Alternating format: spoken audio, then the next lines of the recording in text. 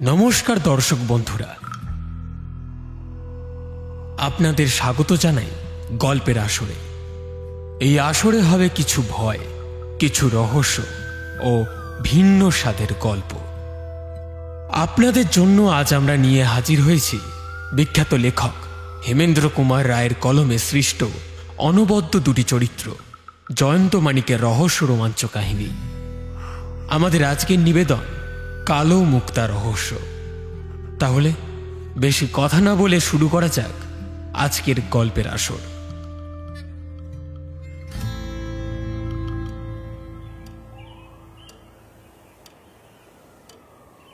চায়ের পালা শেষ। জয়ন্ত বললে, মানিক অতঃপর কিং কর্তব্য এক চাল দাবা বুড়ে খেলবে নাকি? রাজি। মানিক উঠে দাবা বোর্ডের ছক আনতে গেল। সুন্দরবাবু কি করবেন? খেলা দেখবেন না থানায় ফিরবেন? ওই ইজি চেয়ারে আরাম করে পা ছাড়িয়ে শুয়ে আমি একটা গোটা চুরুটকে ভস্যে পরিণত করব। হাতে বুঝি নতুন মামলা নেই? বিশেষ কিছু নাই। তবু শুনি না। ঘুটি সাজাতে সাজাতে বললে জয়ন্ত, এ একটা নিতান্ত বাজে মামলা ভাই। লেজা কি মুড়ো কিছুই খুঁজে পাচ্ছি না। এ মামলায় গোয়েন্দা না ডেকে ডাক্তার ডাকাই উচিত। অর্থাৎ? পাগলামি আর কি, কিন্তু অদ্ভুত রকম পাগলামি। সুভাষচন্দ্র বসুকে সারা দেশ ভক্তি করে তো, কিন্তু দেশে এমন লোকও আছে যে নেতাজির প্রতিমূর্তি দেখলেই খেপে গিয়ে আছড়ে চুরমার করে দেয়। ধ্যাৎ, ও নিয়ে আমার মাথা ঘামাবার দরকার নেই। জয়ন্ত একটা বোর্ডের চাল দিল। হ্যাঁ, পাগলামি সারাবার জন্যে ডাক্তার ডাকা উচিত। কিন্তু কেউ যদি নেতাজির উপরে নিজের আক্রোশ মেটাবার জন্যে পরের বাড়িতে ঢুকে নেতাজির প্রতিমূর্তি চুরি করে, তাহলে পুলিশ না ডেকে উপায় থাকে না। জয়ন্ত খেলা ভুলে সিধে হয়ে বসে বললে, মূর্তি ভাঙবার জন্য মূর্তি চুরি? ব্যাপারটা চিত্তাকর্ষক বলে মনে হচ্ছে। বলুন তো খুলে। চিতপুর রোডে শিল্পশালা বলে এক দোকান আছে, তার মালিক হচ্ছেন অনিল বসু। ওখানে বিক্রি হয় নানা রকম ছবি আর মূর্তি। দোকানের এক কর্মচারী সামনের দিক ছেড়ে পিছন দিকে গিয়ে কোনো এক কাজে ব্যস্ত ছিল। হঠাৎ একটা লোক দোকানে ঢুকে কাউন্টারের উপর থেকে নেতাজির প্রতিমূর্তি তুলে নিয়ে মাটির উপরে আছড়ে ভেঙে টুকরো টুকরো করে ফেলে। তারপর এত তাড়াতাড়ি সে পালিয়ে যায় যে কেউ তাকে ধরতে পারেনি। এ হচ্ছে দিন চারেক আগেকার কথা। দোকানের মালিক বিটের পাহারাওয়ালার কাছে অভিযোগ করেছিল বটে, কিন্তু ওই পর্যন্ত। প্লাস্টারে গড়া মূর্তি, দাম 10 টাকা মাত্র, তুচ্ছ ব্যাপার। তারপর দ্বিতীয় ঘটনা, এটা কিঞ্চিত গুরুতর, অদ্ভুত বটে। ঘটেছে কাল রাত্রে। ডাক্তার চক্রবর্তীর নাম শুনেছ তো? তার বাসভবন হচ্ছে সিমলায়, আর ডাক্তারখানা কর্নওয়ালিস স্ট্রিটে। তিনি নেতাজির গোঁড়া ভক্ত। ওই শিল্পকলা থেকেই তিনি নেতাজির দুটি প্রতিমূর্তি কিনেছিলেন। তার একটিকে রেখেছিলেন বসত বাড়িতে, আর একটিকে ডাক্তারখানায়। কাল রাত্রে বাড়িতে চোর ঢুকেছিল, কিন্তু আশ্চর্য এই যে সে নেতাজির মূর্তি ছাড়া আর কিছুই চুরি করেনি। বাড়ির বাইরেকার বাগানে গিয়ে মূর্তিটা দেওয়ালে আছড়ে ভেঙে সে লম্বা দিয়েছে। জয়ন্ত চমৎকৃত হয়ে বললে, আজব কাণ্ড। 3টে মূর্তি কি এক ছাঁচ থেকে করা? হ্যাঁ, তারপর শোনো, আজ সকালে চারুবাবু ডাক্তারখানায় ঢুকে দেখেন সেখানেও কাল রাত্রে কে এসে নেতাজির মূর্তি নিয়ে ভেঙেছে, আর মেঝের উপর ছড়িয়ে পড়ে রয়েছে তার ভাঙা টুকরোগুলো। এই তো ব্যাপার জয়ন্ত। এ কি রকম মামলা ভায়া? কেবল অদ্ভুত নয়, সৃষ্টি ছাড়া বলাও চলে। কিন্তু লোকটা যদি পাগল হয়, তার পাগলামির ভিতর বেশ একটি পদ্ধতি আছে দেখছি। পদ্ধতি? হ্যাঁ, পদ্ধতি। চারুবাবুর বাড়ি থেকে মূর্তিটা সে বাইরে নিয়ে গিয়েছিল, পাছে মূর্তি ভাঙার শব্দে বাড়ির লোকের ঘুম ভেঙে যায় এই ভয়। ডাক্তারখানায় অন্য লোকের ভয় নেই, তাই মূর্তিটা ভাঙা হয়েছে ঘরের ভিতরে। ঘটনাগুলো বা আপাতত অকিঞ্চিতকর বলেই মনে হচ্ছে। কিন্তু জানেন তো সুন্দরবাবু, গোয়েন্দার কাছে অকিঞ্চিতকর নয় কিছুই। আমি একবার ঘটনাস্থলে একগাছা ভাঙা লাঠি পেয়ে হত্যাকারীকে গ্রেপ্তার করেছিলাম। যাক সে কথা, এই পাগল আবার যদি কোনো কাণ্ড করে আমাকে জানাবে। এখন আপনি চুরুট খান, আমরা দাবা বোর্ডে খেলি।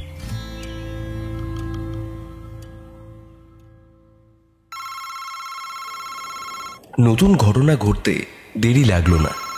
পরদিন প্রভাত টেলিফোনের ক্রিং ক্রিং শুনে রিসিভারটা তুলে নিয়ে জয়ন্ত শুনলে সুন্দরবাবু বলেছেন, শিগগির এসো, 15 নম্বর 55 পাল স্ট্রিটে। রিসিভারটা যথাস্থানে স্থাপন করে মানিকের দিকে ফিরে জয়ন্ত বললে, চটপট চুমুক দিয়ে চা শেষ করো, সুন্দরবাবুর আমন্ত্রণ এসেছে। ব্যাপারটা কি? ঠিক বোঝা গেল না। খুব সম্ভবত সেই মূর্তি ধ্বংসকারী উন্মত্তের নতুন কীর্তি। 55 পাল স্ট্রিটের 15 নম্বর হচ্ছে একখানা সাধারণ বাড়ি। দরজার সামনে রাস্তার উপরে কৌতূহলী জনতা। জয়ন্ত বললে, এত ভিড় কেন? নিশ্চয়ই যাতা ব্যাপার নয়। ওই যে বাড়ির সামনে দাঁড়িয়েছেন সুন্দরবাবু। কি মশাই, খবর কি? সুন্দরবাবু গম্ভীর মুখে বললেন, বাড়ির ভিতরে এসো। বৈঠকখানায় বসে আছেন এক প্রৌঢ় ভদ্রলোক। তার ভাবভঙ্গি অত্যন্ত উত্তেজিত। সুন্দরবাবু বললেন, ইনি হচ্ছেন বিখ্যাত রিপোর্টার হারাধন বাবু। তোমাদের পরিচয় আর দিতে হবে না, ইনি তোমাদের চেনেন। জরুরি তলব করেছেন কেন? আবার সেই নেতাজির মূর্তির মামলা। আবার নতুন কোনো মূর্তি ভঙ্গ হয়েছে? আবার মূর্তি ভঙ্গের উপর হত্যাকাণ্ড। বিরস বদনে হারাধনবাবু বললেন, এ যেন প্রকৃতির নির্দয় পরিহাস। পরের খবর সংগ্রহ করতে করতে সারা জীবন কাটিয়ে দিলুম, আর আমার নিজের বাড়ির এত বড় খবরটা নিয়ে কাগজে পাঠাতে পারছি না। আমার মাথা এমন ভয়ানক গুলিয়ে গিয়েছে। বাইরের রিপোর্টারের মতন আমি যদি এখানে আসতাম, প্রত্যেক কাগজের জন্য অন্তত 2 কলম করে খবর পাঠাতে পারতুম। তা তো হলোই না, উল্টে রোড তার কাছে বলে খবর ক্রমেই বাসি করে ফেলেছি। তবে আপনার কথা আলাদা জয়ন্তবাবু। আপনি যদি সব শুনে এই অদ্ভুত রহস্যের কোনো হদিশ দিতে পারেন, তবে আমার মস্ত লাভ হতে পারে। জয়ন্ত চুপ করে শুনল, কিছু বলল না। মাস 4 আগে শ্যামবাজারের লক্ষ্মীর ভাণ্ডার থেকে আমি নেতাজির একটি প্রতিমূর্তি কিনেছিলাম। মনে হচ্ছে সেই মূর্তির জন্যেই এই অদ্ভুত কাণ্ড কারখানা। বাড়ির সব উপরকার ঘরে বসে অনেক রাত পর্যন্ত আমাকে কাজ করতে হয়। কালও করছিলাম। গভীর রাতে বাড়ির একতলায় একটা কি যেন শব্দ হলো। খানিকক্ষণ কান পেতে রইলাম, কিন্তু আর কিছু শুনতে না পেয়ে ভাবলাম শব্দটা এসেছে বাড়ির বাইরে থেকেই। মিনিট 5 কাটল, তারপর বিষম এক আর্তনাদ। জয়ন্তবাবু, অমন ভয়াবহ আর্তনাদ আমি জীবনে আর কখনো শুনিনি। তার স্মৃতি জীবনে আর কোনোদিন ভুলতেও পারবো না। ভয়ে স্তম্ভিত হয়ে 2-1 মিনিট চুপ করে বসে রইলাম। তারপর একগাছা লাঠি নিয়ে নিচে নেমে এলাম। বৈঠকখানায় অর্থাৎ এই ঘরে ঢুকে দেখি টেবিলের উপর থেকে অদৃশ্য হয়েছে নেতাজির প্রতিমূর্তিটা। সব ফেলে এই কম দামি জিনিসটা নিয়ে চোরের কি লাভ হবে কিছুই বুঝতে পারলাম না। এমন সময় নজর পড়ল বৈঠকখানা থেকে রাস্তার দিকে যাওয়ার দরজাটা খোলা রয়েছে। এই পথ দিয়েই চোর পালিয়েছে বুঝে আমিও সেই দিকে অগ্রসর হলুম। বাইরে ঘুটঘুট করছে অন্ধকার। হঠাৎ একটা দেহের উপর ঠক্কর খেয়ে পড়ে যেতে যেতে সামলে নিলাম কোনো গতিকে। দেহটার অস্বাভাবিক স্পর্শ পেয়েই বুঝলাম সে হচ্ছে মৃতদেহ। দৌড়ে বাড়িতে এসে একটা লণ্ঠন নিয়ে ফিরে গিয়ে দেখি যেন রক্ত নদীর ভিতর ভাসছে একটা মানুষের মৃতদেহ। গলার উপরে তার প্রচণ্ড অস্ত্রাঘাতের চিহ্ন। চিত হয়ে সে পড়ে আছে, হাঁটু দুটো গোটানো, মুখটা বিশ্রীভাবে হাঁ করা। মশাই, এবার থেকে রোজ সে বোধহয় স্বপ্নে আমাকে দেখা দেবে। পুলিশ পুলিশ বলে বার কয়েক চিৎকার করে আমি তখনই অজ্ঞান হয়ে গেলাম। তারপর কি হয়েছিল জানি না, কিছুক্ষণ পরে জ্ঞান আসায় দেখলাম আমার শিয়রের কাছে দাঁড়িয়ে এক পাহারাওয়ালা। সব শুনে জয়ন্ত বললে, কিন্তু মৃতদেহটা কার? সুন্দরবাবু বললেন, সেইটাই হচ্ছে প্রশ্ন। লাশটা সভাগারে পাঠিয়ে দেওয়া হয়েছে, সেখানে গেলেই দেখতে পাবে। এখনো পর্যন্ত আমরা কিছু ঠিক করতে পারিনি।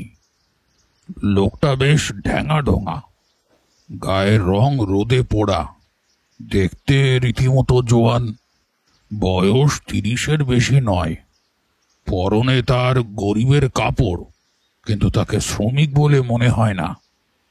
তার পাশে রক্তের ভিতরে পড়েছিল একখানা চাকু।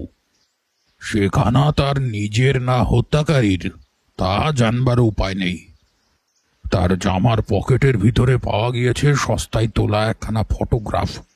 এই দেখো। কর্কটের মতন একটা মূর্তির ছবি। চেহারা দেখলে কার্তিক বলে ভুল হয় না। মুখ যেন বেবুনের মতো, পুরো ভুরু। ফটোখানা ভালো করে পরীক্ষা করে জয়ন্ত জিজ্ঞাসা করল, নেতাজির মূর্তির খবর কি? তোমার আসবার একটু আগে সে খবর পেয়েছি। এখান থেকে খানিক তফাতে মনমোহন রোডে একখানা খালি বাড়ির সামনেকার বাগানে খণ্ড বিখণ্ড অবস্থায় মূর্তির ভগ্নাবশেষ পাওয়া গিয়েছে। আমি সেখানে যাচ্ছি, তুমি আসবে নাকি? নিশ্চয়ই। হারাধনবাবু কি তার সম্পত্তির ভগ্নাবশেষ দেখতে চান? হারাধনবাবু ঘাড় নাড়তে নাড়তে বললেন, সময় নেই মশাই, সময় নেই। এই হত্যাকাণ্ডের খবর এতক্ষণে নিশ্চয়ই অন্য রিপোর্টারদের হাতে গিয়ে পড়েছে, অথচ আমার বাড়িতে খুন, আর আমি কিছু লিখতে পারলাম না।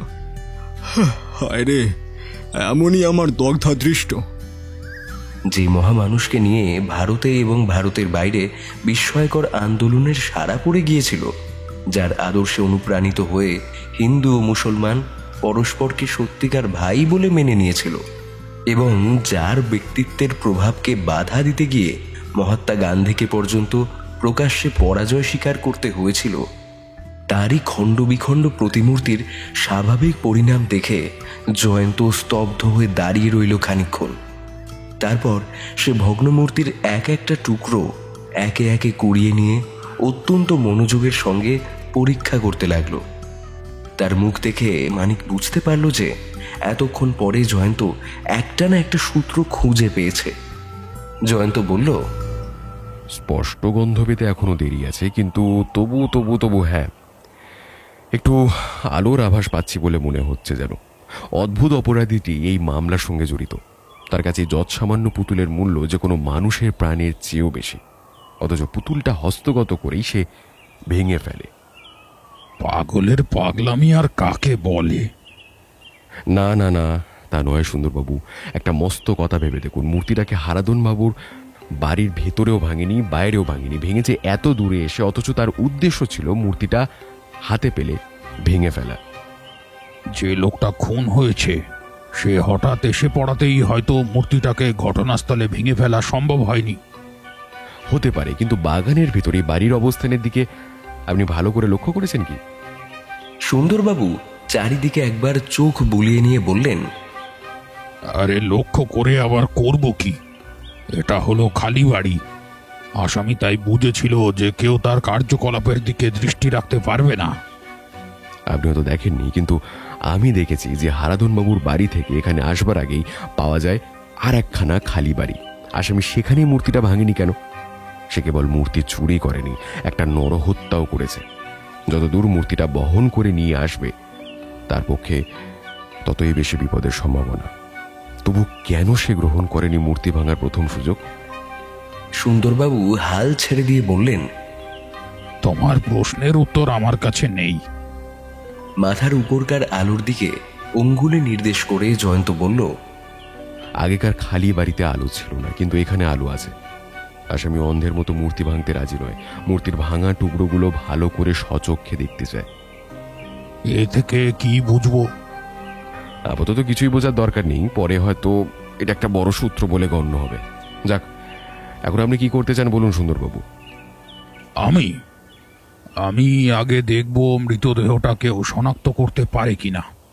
সে কে আর তার বন্ধু বান্ধবী বা কারা, এটা জানতে পারলে মামলাটার কিনারা করা কিছুই কঠিন হবে না, তাই নয় কি? খুব সম্ভব তাই। আমি কিন্তু অন্যভাবে মামলাটা নিয়ে নাড়াচাড়া করতে চাই। কি রকম?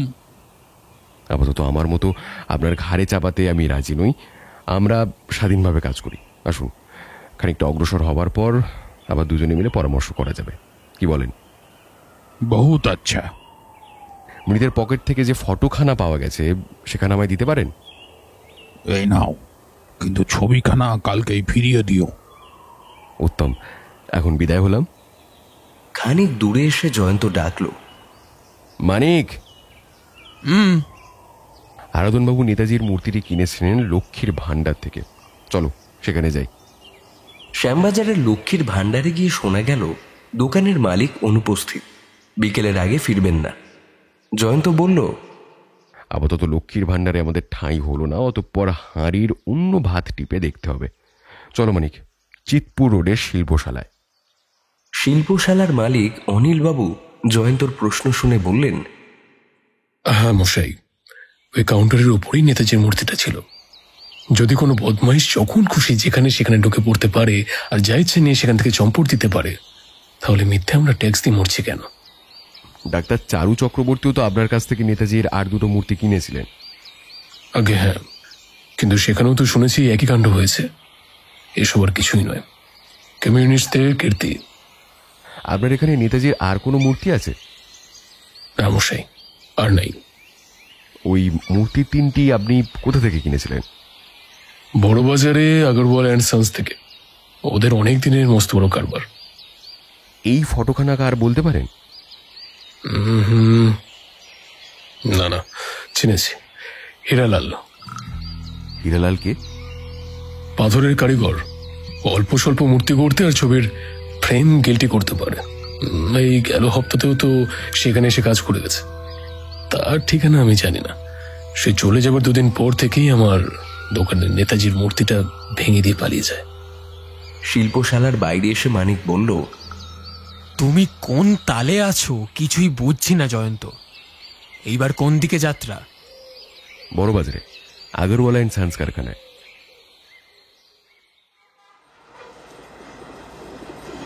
বড়বাজারে অন্ধকার ও দুর্গন্ধের মূল্য। সংকীর্ণ অলিগলির অশ্রান্ত জনস্রোত ভেদ করে জয়ন্ত ও মানিক যথাস্থানে এসে হাজির হলো। ম্যানেজারের সঙ্গে ঢুকে একটা দ্বার পথ দিয়ে তারা দেখতে পেলে উঠানে বসে কারিগরদের কেউ পাথর কাটছে, কেউ ছাঁচ থেকে মূর্তি গড়ছে। ম্যানেজার মারোয়ারি জয়ন্তর জিজ্ঞাসার জবাবে পুরাতন খাতা খুলে দেখে বললেন, আমরা নেতাজির অনেক মূর্তি গড়েছি। বছর খানেক আগেই ছাঁচ থেকে নেতাজির যে মূর্তিটা গড়া হয় তার মধ্যে 3টে গিয়েছে শিল্পশালায় আর বাকি 3টে পাঠানো হয়েছে লক্ষ্মীর ভান্ডারে। বাদেও ছাঁচ থেকে আরো মূর্তি গড়া হয়েছে বটে, লেকিন সেগুলো পাঠানো হয়েছে কলকাতার বাইরে। মূর্তিগুলি কেমন করে তৈরি করা হয়? মুখের 2 ধার থেকে নেওয়া 2টো ছাঁচ আর তারপর 2টো ছাঁচ একসাথে যুক্ত করে মূর্তি গড়া হয়। অন্দরটা একেবারে ফাঁপা হয়, গিলা প্লাস্টার শুকিয়ে গেলে গুদাম যাতে করা হয় মূর্তিগুলোকে। জয়ন্ত ফটোখানা বার করে বললে, একে চেনেন কি? ম্যানেজারের মুখে চোখে ফুটে উঠল ক্রোধের চিহ্ন। উত্তপ্তভাবে তিনি বললেন, সে বদমাইশ হীরালাল, ওকে আবার চিনি না? খুব চিনি। আরে ওর জন্যই আমাদের কারখানায় হাঙ্গামা হয়। তাই নাকি? হ্যাঁ মশাই, হ্যাঁ। হীরালাল জয়পুরের লোক। সে তো আর এক কোন জয়পুরিয়াকে ছোড়া মেরে এসে এখানে ভালো মানুষকে মাফিক কারখানায় বসে কাজ করছিল। उसके बाद पुलिस आकर हमारे कारखाना से उसको गिरफ्तार करके निয়ে যায় और हमारे मरते হয় वो छुटो-छुटी करके थाना और अदालत में। वैसे बंदर के जैसा मुंह वाला एक इंसान को काम दे करके ही हमारा अन्याय হয়ে গেছিল জানেন। लेकिन মশাই ও খুব পাকা কারিগর আছে। বিচারে তার শাস্তি হয়? হ্যাঁ, যাকে ছোড়া মেরেছিল সে মরেনি বলে হিরালাল সে যাত্রায় বেঁচে যায়। ধরুন सिर्फ 1 साल के लिए उसका हाजतबास हुआ था, जेल काटा जाके बोले আর কি। उसके बाद वो मुक्ति পেয়ে গিয়েছিল। কিন্তু সে আর এমুখো হওয়ার ভরসা করবে না। তার এক সম্পর্কীয় ভাই এখানে কাজ করে, उसके साथ भी कुछ बात तात कीजिएगा ना কি? জয়ন্ত ব্যস্তভাবে বলে উঠল, না না, তাকে ডাকবার দরকার নেই। অনুগ্রহ করে তাকে আমাদের কোনো কথাই জানাবেন না। ব্যাপারটা কি গোপনীয়? হ্যাঁ, অত্যন্ত। তারপর আরেকটি জিজ্ঞাসা আছে। পাকা খাতা দেখে আপনি তো বললেন যে নেতাজির ওই 6টি মূর্তি গেল বছরের 3রা জুন তারিখে এখান থেকে বাইরে গিয়েছে। আচ্ছা, হিরালাল গ্রেপ্তার হয় কোন তারিখে বলতে পারেন? ঠিক তারিখ মনে নেই, তবে সে কোন তারিখে শেষ মাইনে নিয়ে গেছে তা আমি খাতা দেখে বলে দিতে পারি। বেশ, তাহলেই আমার চলবে। খাতার পাতা উল্টে ম্যানেজার বললেন, হিরালাল শেষ মাইনে নিয়ে গেছে গেল বছর ওই 10 मई तारीख और वो लगभग उस समय में ही गिरफ्तार हुआ था। ধন্যবাদ, আর আপনাকে জ্বালাতন করব না। এসো মানিক।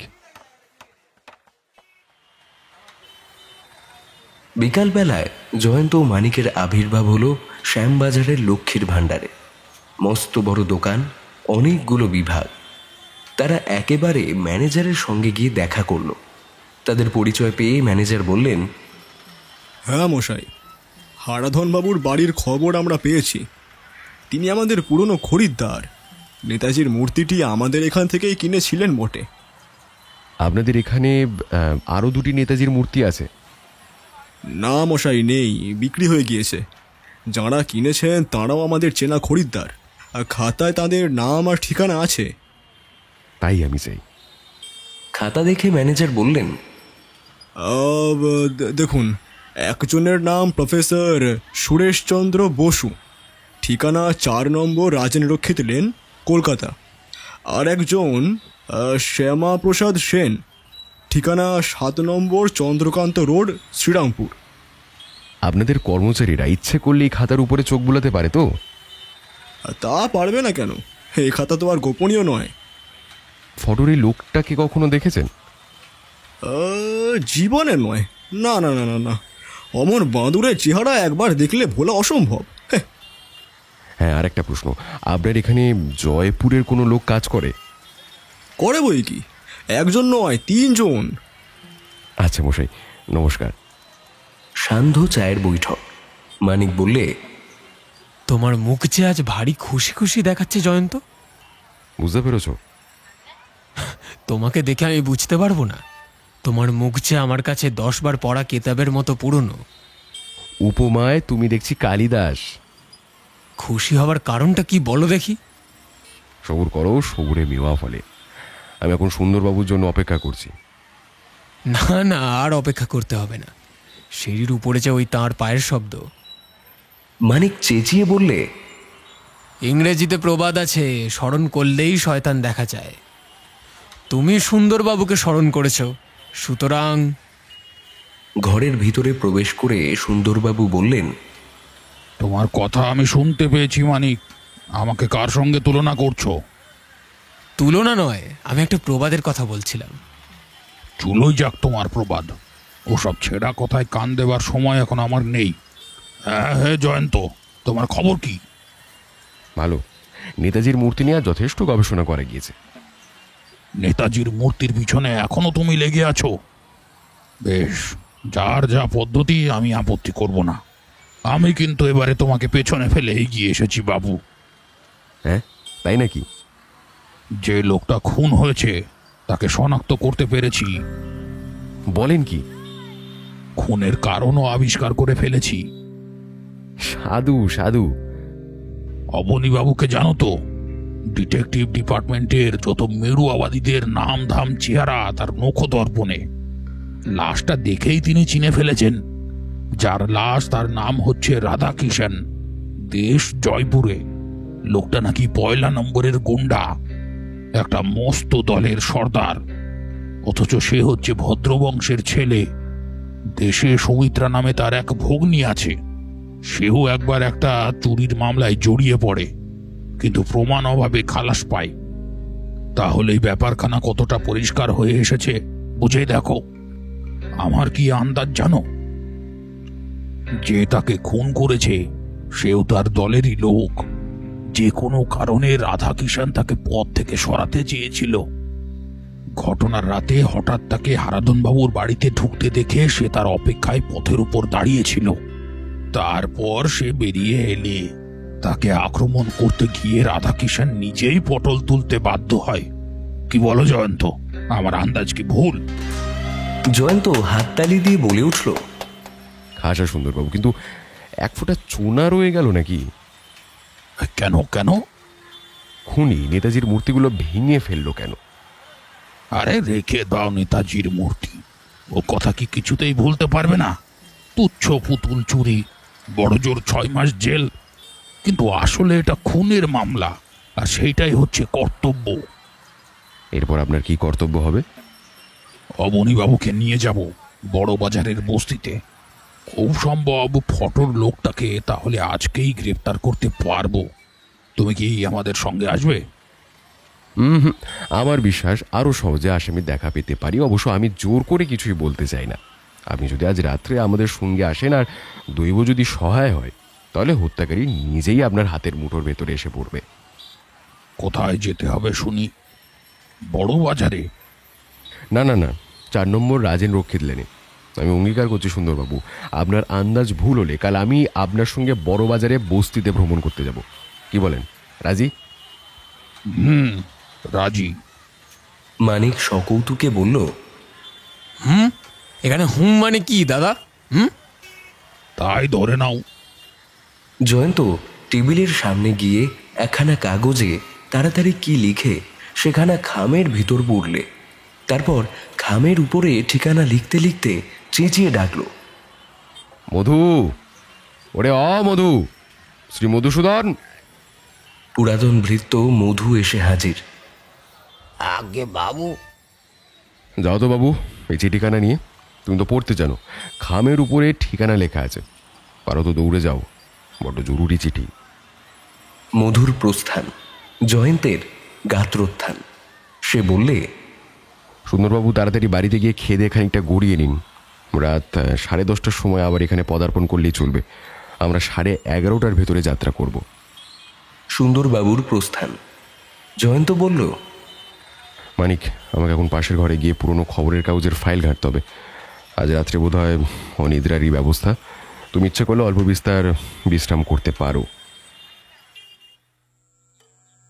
রাত্রি প্রায় 10টার সময় পাশের ঘর থেকে জয়ন্ত বেরিয়ে এলো ধূলি ধূসরিত হস্তে। সোফার উপরে লম্বা হয়ে শুয়েছিল মানিক। বলল, কি বন্ধু, তোমার খুশি মুখ যে আরো খুশি হয়ে উঠেছে দেখছি। 2 ভুরু নাচিয়ে জয়ন্ত বলল, আমি যা খুঁজছিলাম তা পেয়েছি। রাত 11:30টা। সদর দরজায় অপেক্ষা করছিল জয়ন্তর মোটর। সুন্দরবাবুও মানিকের সঙ্গে গিয়ে সেই মোটরে গিয়ে উঠল। সুন্দরবাবু যে সশস্ত্র সেই বিষয়ে সন্দেহ নাস্তি। মানিক, তুমি রিভলভার এনেছো তো? সে কথা আবার বলতে।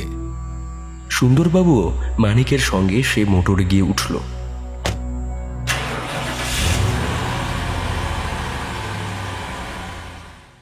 গাড়ি ছুটল। এ রাস্তা ও রাস্তা মারিয়ে গাড়ি যখন একটা চৌমাথায় গিয়ে হাজির হলো, কলকাতা শহর তখন যেন ঘুমিয়ে পড়বার চেষ্টা করছে। জয়ন্ত চালককে ডেকে বললে, গুট্টা সিং, গাড়ি থামাও। এখানে তুমি আমাদের জন্য অপেক্ষা করো। আমাদের এখন শ্রীচরণী ভরসা। নামো মানিক, নামুন সুন্দরবাবু। আরে মশাই, আপনার নাসা যন্ত্র যে সঙ্গীত সৃষ্টি করবার চেষ্টা করছে, বলি ঘুমোলেন নাকি? সুন্দরবাবু ধর্মর করে সোজা হয়ে বসে প্রকাণ্ড একটি হাই তুলে বললেন, ঘুমোয়নি, ঘুমোয়নি। এই বিষম গরমে শীতল সমীরণ সেবন করে কিঞ্চিত তন্দ্রাতুর হয়েছিল আর কি। আমি এখন সম্পূর্ণরূপে জাগ্রত। কি বলবে বলো?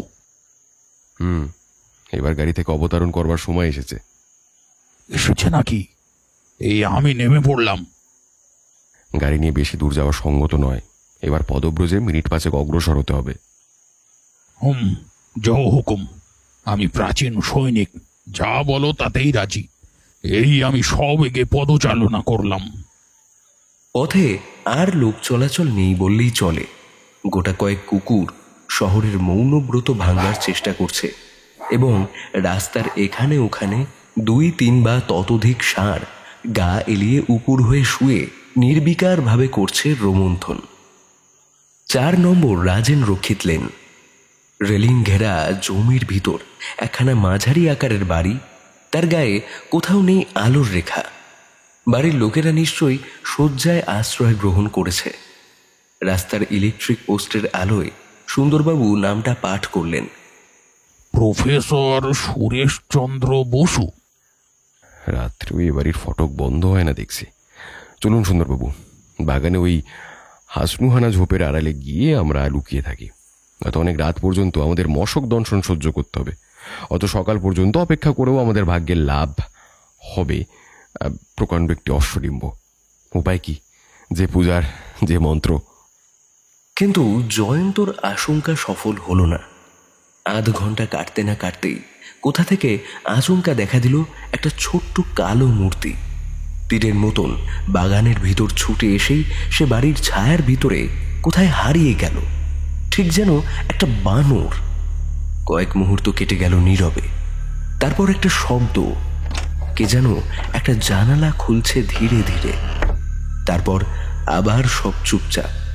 জয়ন্ত বলল, রোমানিক, আমরা জানলার নিচে গিয়ে দাঁড়িয়ে থাকি, চোর বাইরে বেরোলেই গ্রেপ্তার করব। কিন্তু তারা 2-1 পা এগুবার আগেই বাড়ির ভিতর থেকে আবার হলো সেই মূর্তিটার আবির্ভাব। তার হাতের তলায় রয়েছে সাদা মতন কি একটা জিনিস। সে চারিদিকটা একবার চটপট দেখে নিল। এখনকার নীরবতায় ও নির্জনতায় বোধহয় আশ্বস্ত হলো। হাতের জিনিসটা মাটির উপর নামিয়ে রাখলে।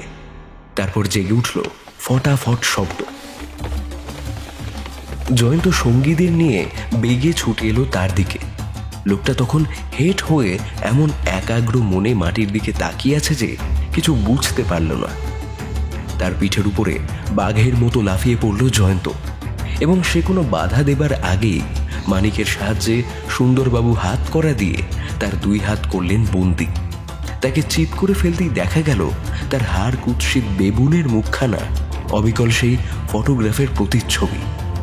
জয়ন্ত মাটির উপর হুমড়ি খেয়ে পড়ল। সেখানে ইতস্তত বিকীর্ণ হয়ে আছে নেতাজির আর একটি মূর্তির ভাঙা টুকরো। সে একে একে টুকরোগুলো তুলে নিয়ে তীক্ষ্ণ দৃষ্টিতে পরীক্ষা করতে লাগলো। এমন সময় বাড়ির ভিতরে জ্বলে উঠল আলো, এবং দরজা খুলে বেরিয়ে বাগানের উপর এসে দাঁড়ালো আর এক মূর্তি। জয়ন্ত মুখ তুলে শুধুলে, আপনি বোধহয় প্রফেসর সুরেশচন্দ্র বসু? আগে হ্যাঁ, আর আপনি নিশ্চয় জয়ন্তবাবু। আপনার পত্র আমি যথাসময়ে পেয়েছি আর কাজ করেছি আপনার উপদেশ মতোই। যাক, বদমাইশটা ধরা পড়েছে দেখে খুশি হলো। আসুন, একটু চাটা খেয়ে যান। এটা কি চা খাবার সময় মশাই? এই পরম সুন্দর মানুষটিকে লকআপে পুড়তে না পারলে আমি ঘুমোবারও সময় পাবো না। দেখি দেখি সোনার চাঁদ, তোমার পকেটে কি সম্পত্তি আছে? বন্দি কোনো কথা বলল না, কিন্তু সুন্দরবাবু তার দিকে হাত বাড়াতেই সে দাঁত মুখ খিচিয়ে খ্যাঁক খ্যাঁক করে তার হাতে কামড়ে দিতে এলো। সুন্দরবাবু চট করে নিজের হাতখানা সরিয়ে নিয়ে বলে উঠলেন, ওরে বাবা, হয়েছিল আর কি? তুই বেটা মানুষের ছদ্মবেশে বুনো জন্তু নাকি? এর মুন্ডুটা 2 হাতে আচ্ছা করে চেপে ধরতো মানিক, সাবধানে যেন কামড়ে না দেয়। এর পকেটগুলো হাতড়ে না দেখলে চলবে না। আসামির পকেট হাতড়ে পাওয়া গেল কেবল 3 চাকা 10 পয়সা আর একখানা ছোড়া। জয়ন্ত ছোড়াখানা আলতো পরীক্ষা করে বলল, এর হাতলে এখনো রক্তের দাগ লেগে আছে দেখছি। নিশ্চয়ই গুন্ডা রাধাকিশনের রক্ত। সুন্দরবাবু বললেন, ওহে রূপবান পুরুষ, কোন নাম ধরে তোমাকে সম্বোধন করব বাপু? বন্দি নিরুত্তর। নাম বললে না, জিতা রাহো বেটা। কিন্তু তুমি তো জানো না, ডিটেকটিভ ডিপার্টমেন্টের অবনীবাবুর কাছে গেছে তোমার নাম ধাম আর যাবতীয় যা গুণাবলী কিছুই আর ধামাচাপা থাকবে না। রাত বাজছে সুন্দরবাবু। হ্যাঁ, আমরাও এইবার গা তুলব। কিন্তু ভাই জয়ন্ত, তুমি যে কেমন করে জানতে পারলে এই খুনেটা আজ আসবে, কিছুই আমি বুঝতে পারছি না। আপাতত বুঝে কাজ নেই, কারণ আমার কাছেও এখন সব রহস্য পরিষ্কার হয়নি। এ লোকটা নেতাজির মূর্তি ভাঙে কেন? আরে তো করো কথা, এটা হচ্ছে খুনের মামলা। খুনি গ্রেপ্তার হয়েছে, এখনো তুমি নেতাজির মূর্তি নিয়ে মস্তক ঘর্মাক্ত করছো কেন? না সুন্দরবাবু, এটা খুনের মামলা নয়, এটা হচ্ছে নেতাজির মূর্তির মামলা। আমার ধারণা খুনির কারণই হচ্ছে নেতাজির মূর্তি। সে কারণ আবিষ্কার করতে না পারলে আদালতে আপনার খুনের মামলা ফেঁসে যাবে। অত বাক্য ব্যয় কেন? কারণটা ব্যক্তই করো না বাপু। কারণ অনুমান করেছি বটে, কিন্তু সে অনুমান সত্য বলে প্রমাণ করবার উপায় আমার হাতে নেই। তবে আসছে পরশুদিন বৈকালে আপনি যদি আমার বাড়িতে শুভাগমন করেন, তাহলে মেঘ সরিয়ে আপনাকে সূর্যালোক দেখাবার আশা করলেও করাতে পারি। নির্দিষ্ট দিনে যথাসময়ে সুন্দরবাবু দেখা দিলেন জয়ন্তর বৈঠকখানায়। খবর শুভ তো? সুন্দরবাবু গর্বিতভাবে বললেন, তোমার আগেই আমি সূর্যালোক দেখতে পেয়েছি জয়ন্ত। আপনি ভাগ্যবান। না, ঠাট্টা নয়। অবনীবাবু খোঁজ খবর নিয়ে এর মধ্যেই আসামির সব গুপ্ত কথা জানতে পেরেছেন। বাড়ি জয়পুরে, তার নাম হীরালাল। আগে তার স্বভাব ভালোই ছিল, সৎপথে থেকে মূর্তি গড়ে বেশ 2 পয়সা রোজগার করত। তারপর কুসংসর্গে মিশে সে গোল্লায় যায়। 2 বার জেল খাটে, একবার চুরি করে আর একবার ছোরা মেরে। নেতাজির মূর্তিগুলো কেন যে ভাঙলো এখনো তা জানা যায়নি, কারণ হীরালাল ওর সম্বন্ধে কোনো কথাই বলতে নারাজ। কিন্তু আমার সন্ধান নিয়ে এইটুকু জানতে পেরেছি যে মূর্তিগুলো তার নিজের হাতেই গড়া। সুন্দরবাবু নিজের মনের কথা বলে যাচ্ছিলেন, কিন্তু জয়ন্ত বোধ হয় মন দিয়ে তার কথা শুনছিল না। থেকে থেকে সে যেন কান পেতে কি শোনে। মাঝে মাঝে উঠে জানালার ধারে যায়, তারপর আবার আসনে এসে বসে পড়ে। সুন্দরবাবু শুধলেন, তোমার আজ কি হয়েছে জয়ন্ত? তুমি এমন অন্যমনস্ক কেন? বোধহয় আমার হিসাব ভুল হয়েছে। এখন আপনার কাছে কেমন করে মুখ রক্ষা করব জানি না। এ আবার কি কথা? আজ এখানে আসবার জন্য গেলকাল একজনকে টেলিগ্রাম করেছিলাম, কিন্তু নির্দিষ্ট সময় উতরে গেল, তিনি এলেন না। কে তিনি? শ্যামাপ্রসাদ সেন, থাকেন শ্রীরামপুরে। তাকে কি দরকার? খুনি কেন যে নেতাজির মূর্তিগুলো ভাঙতো, হয়তো এর উত্তর পাওয়া যেতে পারে তার কাছে। প্রশ্নের উৎপত্তি কলকাতায়, আর উত্তর আসবে শ্রীরামপুর থেকে? অবাক। জয়ন্ত সচমকে বলল, মানিক, দরজা একখানা গাড়ি এসে থামলো না, একবার দেখে এসো তো। মানিক ঘর থেকে বেরিয়ে গিয়ে আবার ফিরে এলো একটি প্রাচীন ভদ্রলোককে সঙ্গে নিয়ে। তার ডান হাতে খবরের কাগজ দিয়ে মোড়া একটা জিনিস। আপনি কি শ্রীরামপুরের শ্যামাপ্রসাদ বাবু? আগে হ্যাঁ, কিন্তু ঠিক সময় আসতে পারিনি বলে মাপ করবেন। ট্রেনের ধরন ধারণ জানেনই তো। বসুন। নেতাজির মূর্তিটি এনেছেন তো? হ্যাঁ, এই যে আমার হাতে। উত্তম, তাহলে কাজের কথা হোক। জয়ন্ত বাবু, আপনি কি সত্যই মূর্তিটি টাকা দিয়ে কিনতে চান? নিশ্চয়ই।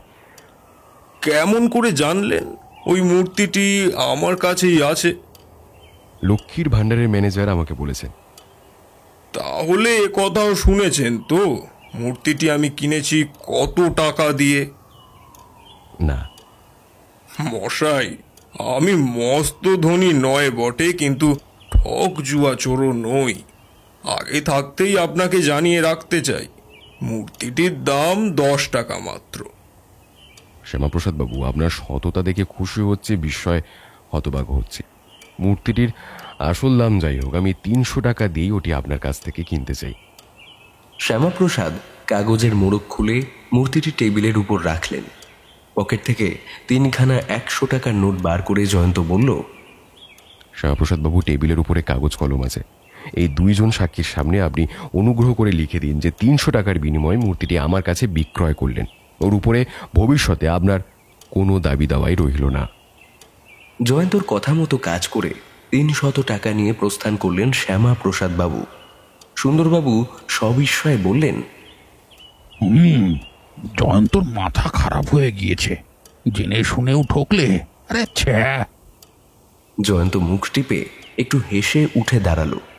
একখানা নতুন টেবিল ক্লথ বিছিয়ে নিয়ে নেতাজির মূর্তিটা তার মাঝখানে স্থাপন করে বলল, সুন্দরবাবু, এবার আমি একটি অপকর্ম করব, মহা অপকর্ম। 10 টাকার মাল 300 টাকায় কিনেই তো অপকর্ম করেছ, তারও উপরে আবার কি অপকর্ম আছে? একটা হাতুড়ি নিয়ে জয়ন্ত বলল, আজ আমিও বরেণ্য নেতাজির ওই প্রতিমূর্তিকে চূর্ণ বিচূর্ণ করব। তুমি যে হঠাৎ পাগল হয়ে গিয়েছ সে বিষয়ে আর কোনো সন্দেহ নেই। মানিক, তোমার বন্ধুটিকে সামলাও, সে যেন আমায় মাথায় হাতুড়ির এক ঘা না দেয়। জয়ন্ত মূর্তির উপরে হাতুড়ির দ্বারা আঘাত করলে এবং মূর্তিটি সশব্দে ভেঙে চুরমার হয়ে গেল। জয়ন্ত সাগ্রহে টেবিলের উপরে হেঁট হয়ে পড়ল এবং একটা ভাঙা টুকরো তুলে সানন্দে বলে উঠল, দেখুন সুন্দরবাবু, দেখো মানিক, আমার হাতে রয়েছে মমতাজ বেগমের বিখ্যাত কালো মুক্তা। জয়ন্ত বলতে লাগলো, মমতাজ বেগমকে সম্রাট শাহজাহান যে মহামূল্যবান কালো মুক্তা উপহার দিয়েছিলেন তার খ্যাতি পৃথিবীর দেশে দেশে। নাদির শাহের ভারত আক্রমণের সময় মুক্তাটি কোথায় হারিয়ে যায় কেউ তা জানে না। অনেককাল পরে মুক্তাটি কেমন করে মধ্য ভারতের প্রতাপপুরের মহারাজার হস্তগত হয়, তারপর সেদিন পর্যন্ত বংশানুক্রমে মুক্তার মালিক হলেন প্রতাপপুরের মহারাজরাই। তারপর বর্তমান মহারানীর শয়নগৃহ থেকে আবার মুক্তাটি হয় অদৃশ্য। তাই নিয়ে চারিদিকে খুব উত্তেজনা সৃষ্টি হয়।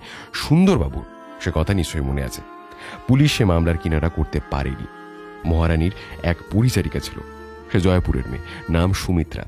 তারই উপরে সন্দেহ হয় বটে, কিন্তু তার বিরুদ্ধে প্রমাণ পাওয়া যায়নি। সুন্দরবাবু চমকে উঠলেন যা বড়। আপনার মুখে তো শুনেছি হারাধনবাবুর বাড়ির সামনে নিহত রাধাকিষানের এক ভগ্নী আছে, নাম সুমিত্রা, আর সে জয়পুরের মেয়ে। হ্যাঁ মশাই, হ্যাঁ, এই দুই সুমিত্রা একই যে ব্যক্তি তাতে আর কোনো সন্দেহ নেই। পুরাতন খবরের কাগজের ফাইল ঘেঁটে আমি আরেকটি তথ্য আবিষ্কার করেছি।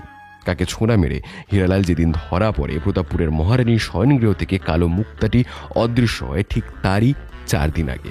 কল্পনা ঘটনাগুলো পরপর এইভাবে সাজানো যেতে পারে যে সুমিত্রা মুক্তাটি চুরি করে ভাই রাধাকিষানের কাছে গোপনে পাঠিয়ে দিল।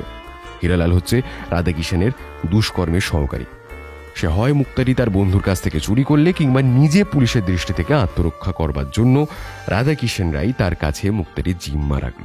তারপর হঠাৎ একজন লোককে ছোঁড়া মেরে হীরালাল আগরওয়ালের কারখানায় পালিয়ে এলো। তারপর সে যখন বসে বসে প্লাস্টারের মূর্তি করছে সেই সময় সেখানে পুলিশের আবির্ভাব। সে বুঝলে পুলিশ তার কাপড় জামা তল্লাশি করবে। তার সামনে ছিল সবে গড়া ভিজে প্লাস্টারের মূর্তি। সে তাড়াতাড়ি একটা মূর্তির মাথায় ছাদের করে মুক্তাটি ভিতরে নিক্ষেপ করে ছিদ্রটি আবার বন্ধ করে দিলে। দক্ষ কারিগরের পক্ষে এটা খুবই সহজ কাজ। তারপর সে 1 বছর জেল খাটতে গেল। ইতিমধ্যে নেতাজির 6টি মূর্তি কারখানার বাইরে এখানে ওখানে চলে গেল। তাদের কোনটির মধ্যে যে মুক্তা আছে বাইরে থেকে দেখে কেউ তা বলতে পারে না। মূর্তি না আনলেও মুক্তার অস্তিত্ব জানা যাবে না, কারণ কাঁচা প্লাস্টার শুকিয়ে গেলে মুক্তাটিকে কামড়ে ধরেছে। মূর্তি ভাঙা ছাড়া মুক্তা আবিষ্কারের আর কোনো উপায় রইল না। তারপর হীরালালের মেয়াদ ফুরলো। কিছুমাত্র হতাশ না হয়ে দস্তুর মতো মাথা খাটিয়ে ভিতরে ভিতরে খোঁজ নিয়ে সে জানতে পারল কোন কোন মূর্তি কোন কোন ঠিকানায় গিয়েছে। তারপর আরম্ভ হলো নেতাজির মূর্তির ওপর আক্রমণ। 4র্থ মূর্তি চুরি করতে গিয়ে হারাধনবাবুর বাড়ির সামনে হীরালালের সঙ্গে দেখা হয় রাধাকিষানের। হীরালাল জেল থেকে বেরিয়েছে শুনে রাধাকিষান তাকে খুঁজে বেড়াচ্ছিল, কিন্তু এই সাক্ষাৎকারের ফল হলো রাধাকিষানের পক্ষে মারাত্মক। সুন্দরবাবু বললেন, হীরালাল যদি তার দুষ্কর্মের সহকারী হয় তবে রাধাকিষান তার ফটো নিয়ে বেড়াতো কেন? খুব সম্ভব তৃতীয় ব্যক্তির কাছে হীরালালের খোঁজ নেবার সময় এই ফটো তার কাজে লাগতো। যাক সে কথা, আমি বেশ আন্দাজ করলাম খুনের পরে হীরালাল আরও তাড়াতাড়ি কাজ হাসিল করার চেষ্টা করবে, কারণ পুলিশ তাকে খুঁজছে। এখন যথাসম্ভব শীঘ্র তার কলকাতা থেকে অদৃশ্য হওয়া উচিত। হীরালাল যে মূর্তির ভিতরে কালো মুক্তা লুকিয়ে রেখেছে তখনও পর্যন্ত সন্দেহ আমার হয়নি। কিন্তু খালি বাড়ির সামনে ঠিক আলোর নিচে হীরালাল মূর্তিটা ভেঙেছিল বলে সন্দেহ আমার হয়েছিল যে ফাঁপা মূর্তিগুলোর মধ্যে এমন কোনো মূল্যবান জিনিস আছে যার লোভে চোর এইসব কাণ্ড করে। সন্ধান নিয়ে জানলাম 6টার মধ্যে শেষ 2টো মূর্তি আছে যথাক্রমে প্রফেসর সুরেশচন্দ্র বসু আর শ্যামাপ্রসাদ সেনের কাছে। একজন থাকে শহরে আর একজন শ্রীরামপুরে। আন্দাজ করলাম শহরের মূর্তিটাকে চুরি না করে কলকাতার বাইরে যাওয়া হীরালালের পক্ষে স্বাভাবিক নয়। আমার আন্দাজ ভুল হয়নি। তারপর সুরেশবাবুর বাড়িতে সচক্ষে দেখলাম হীরালাল কি যেন খুঁজছে মূর্তির ভাঙা টুকরোগুলোর মধ্যে। কিন্তু তখন পুরনো খবরের কাগজ ফাইল থেকে বিখ্যাত কালো মুক্তার ইতিহাস আমি উদ্ধার করেছি, আর রাধাকিষাণের সঙ্গে এই মুক্তোর চুরির যে একটা ঘনিষ্ঠ সম্পর্ক থাকতে পারে এমন সন্দেহ আমার মনে ঠাঁই পেয়েছে। এও জেনেছি যে রাধাকিষাণ আর হীরালাল পরস্পরের পরিচিত আর একই দেশের লোক। মনে খটকা লাগলো, হীরালাল কি ফাঁপা মূর্তির ভেতর খুঁজছে কালো মুক্তাকে? কিন্তু এখনো পর্যন্ত হীরালালের অভিষ্ট সিদ্ধ হয়নি। আমার মন বললে তাহলে মুক্তা আছে ওই শেষ বা 6ষ্ঠ মূর্তির মধ্যে। সুন্দরবাবু কপাল ঠুকে আপনার সামনে 300 টাকা দিয়ে আমি ওই 6ষ্ঠ মূর্তিটাকে কিনে ফেললাম। দেখলেন তো? সুন্দরবাবু তারিফ করে বললেন, ধন্যি ভায়া ধন্যি, একটি মাত্র ইষ্টক খণ্ড দিয়ে আজ 1 জোড়া পক্ষী বধ করেছ। একসঙ্গে 2 মামলার কিনারা করে ফেললে। ওদিকে মুক্তা চুরির আর এদিকে মূর্তি চুরির মামলা। নেতাজি সুভাষচন্দ্রের জীবন হচ্ছে বিচিত্র অ্যাডভেঞ্চারে পরিপূর্ণ। তার প্রতিমূর্তিও বড় কম অ্যাডভেঞ্চারের সৃষ্টি করল না। নেতাজির সাথে অসাধারণতারই সম্পর্ক। জয় হিন্দ। আপনারা এতক্ষণ শুনছিলেন লেখক হেমেন্দ্র কুমার রায়ের লেখা জয়ন্ত মানিকের রহস্য রোমাঞ্চ কাহিনী কালো মুক্তা রহস্য। তাহলে কেমন লাগলো আমাদের আজকের নিবেদন? জানাতে ভুলবেন না কিন্তু।